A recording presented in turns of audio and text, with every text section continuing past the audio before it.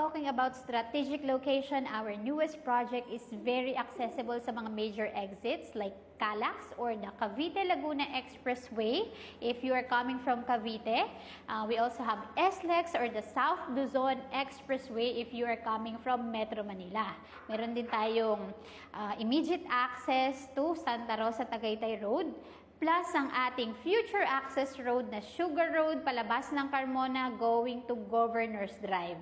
Isama na rin natin ang TR4, which is the SLEX extension to Quezon Province na mataturn over this 2025. And lastly, the NSCR, which is the North-South Commuter Railway na magkoconnect sa Clark, Pampanga, and Calamba, Laguna. So imagine, ngayon pa lang na pre-selling ang ating property is very accessible na to sa lahat. So imagine kung dito ka magtatayo ng future home, magiging center to ng mga major exits and access road which has a big contribution sa property value appreciation.